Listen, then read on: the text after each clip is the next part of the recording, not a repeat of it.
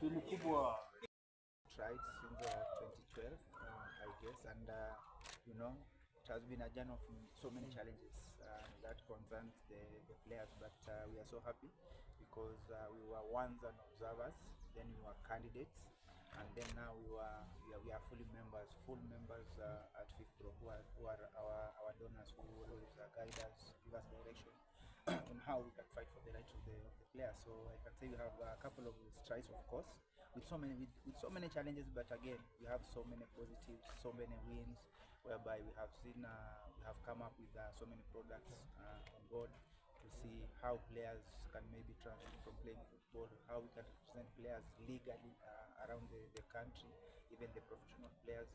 So I think in so many ways we have so many products that we have really helped the players, even they mind the gap.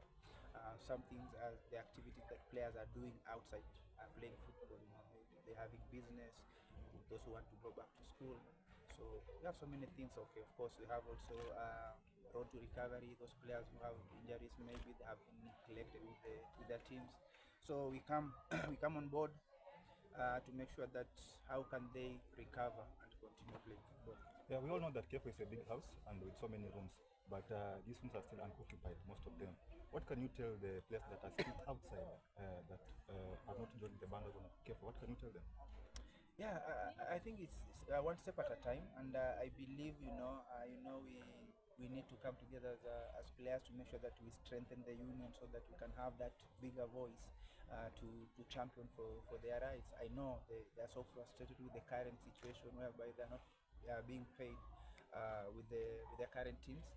So it's frustrating at times when you are not, maybe you don't have something to put on the table for your family.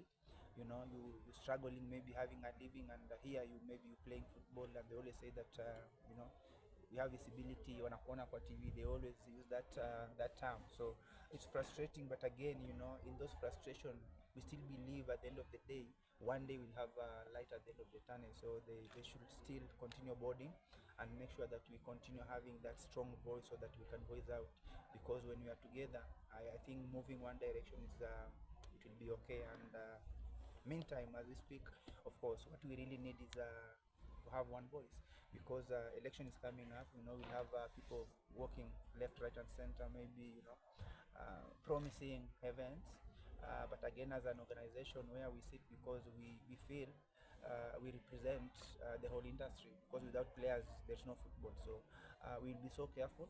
We will involve them 100% in any decision we make. So we want them to be part and parcel of the organization, part and parcel of the decision making. So of course we are ready to listen to all aspirants who want to vie for the election in the coming general election of federation. Of course, here we have the current also current administration.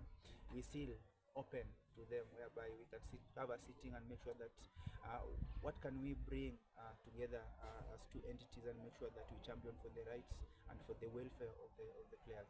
Yeah, we all know that our football is not doing so well continentally and even regionally. What can you tell maybe stakeholders and the entire football family regionally in Kenya and even abroad? What can we do to make sure that our football is back and it's roaring again? Yeah, we have so many ideas outside here. As you said, I always say, football is like a moving vehicle, whereby you need all the wheels to rotate so that it can have that smooth movement. So that includes that we have the fans, we have the corporates, we have the clubs, we have the players, we have the federation, whereby it's a top leadership of the football industry in this country. So we believe if they can bring these all stakeholders together, make sure that they share ideas, we can come up with maybe 10 maybe aspects which we can deal with it. Maybe we can have to implement maybe 2 or 3, and we can start somewhere. So the main thing, or the main undoing currently in our football industry, is that we have so many petty politics, I can say. And if you tend to disagree with someone in a certain situation or certain idea, then you are an enemy. So, and I believe we disagree to agree so that we can move forward. So everyone has an idea, but let's bring these ideas together and make sure that we come up with 2 or 3 things that we can try and make sure that we implement, that can help the players or football industry to move forward. Your Excellency, you have there, maybe how many, you can tell us how many players at the moment current and maybe former you are supporting at the moment, players Currently, Who are facing who are facing challenges. the challenges, They are facing in challenges. terms of numbers, how many maybe you are supporting as a organization? maybe I can talk of in terms of percentage. We have like almost I can tell you 90% of Kenyan players have challenges, because I will give an example. In the top tier, we have almost like 2-3 clubs that are corporate who are paying players on time. Let's say we have Tusker, we have KC. Can we have a league that has a very very stable sponsorship? You see, can we have teams that are being supported with the corporates? And that goes back to the teams whereby they need to have the marketing strategy, because it's the players that are the products. Can you sell these players? Can you sell your club to make sure that you can attract the corporate? So at the moment, I can say we have so many statistics whereby players are suffering, and most of the former players, because if the current players tomorrow they'll not be playing football. But imagine a player going 1 year without salary, or 3-5 months without salary. I'm playing, I'm not earning. What happens if I stop playing? So it's a disaster. So that's something that we need to really really look into. And where we sit, we believe that we urge the ministry. My opinion is that whoever wants to buy, it's a free fair playing ground. So just come with your manifesto, how you want to change football. If the current as I said, the current federation, we have so many issues that we have really tabled at their desk. And for us, if they address that, we come into conclusion and make sure that we write it down on paper. Then for us, we don't have any problem, because here one person who is very important is a player. You know, it's not as the organization, it's a player. So if the issues are of the players, whoever is there are running football and that deals with the issues directly affecting players, we're ready to work with him. Thank you. Well said, President. When Yanga or Simba could not even go near the post of Gor Mahia of FC Leopards. Even Kariobangi Sharks used to beat teams from Tanzania. But right now, the level of professionalism that Yanga has right now, and also Simba, it's eons in front of Kenyan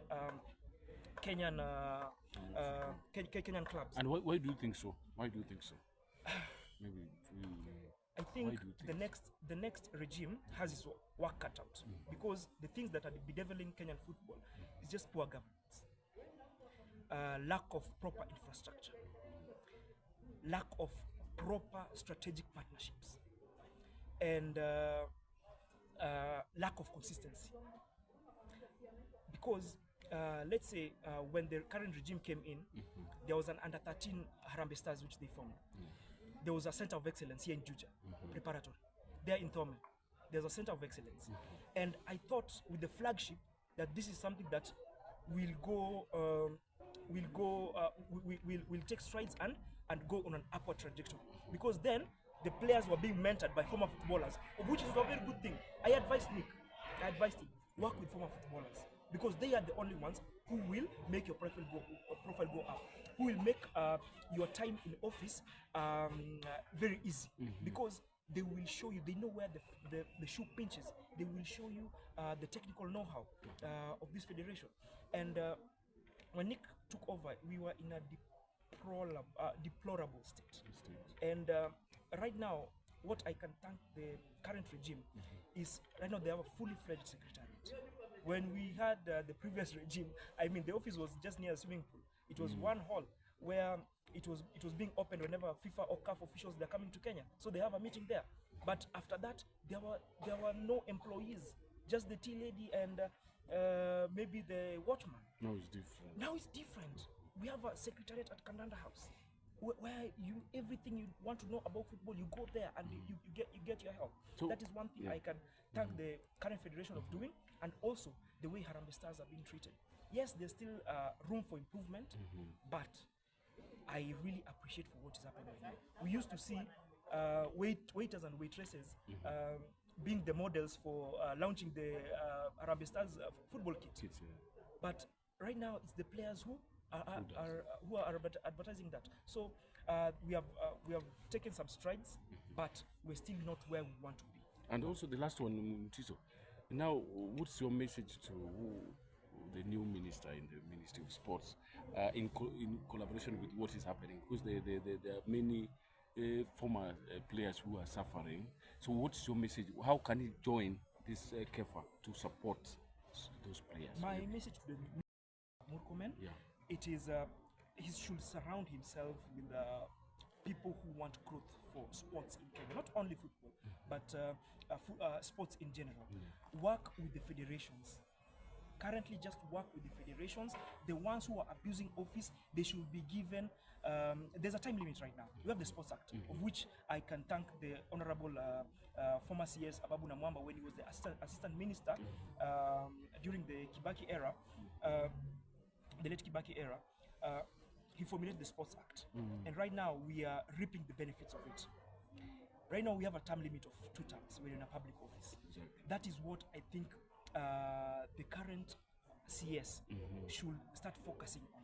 The ones who have exceeded their term limits from 2 terms, they should resign, and they should be forced to resign, or everything that they do should be termed null and void, and because they are illegally in office. Right now we have something that we can fall back to, the Sports Act, where it's giving every detail of how someone in a public office should a structure, a good structure, how someone in a public office should characterize themselves. So my message to the CS, work with the federations, and the federations which are not being run properly, he should stamp his authority there. And also the man is we saw a huge scandal with what happened with the sports fund. The sports fund is supposed to empower the federations. It's very sad to see that a former governor like the Honorable Mike Sonko is taking the mandate of paying for flights of footballers from the Amputee Football Association. It's very sad. They've qualified for World Cup. They had qualified for World Cup in South America, but their federation or the government did not do anything. But he took that mandate because he has a good heart. He took that mandate and at least stood for everyone who went for that World Cup. So for the new CS, please, the money for sports fund, can it be used the way it's supposed to be used? We want it to empower all the federations, the Kabaddi Federation, the Badminton Federation, all those federations. We have so many federations here in Kenya. Can that money be used? Can it be channeled to the right places? Lastly,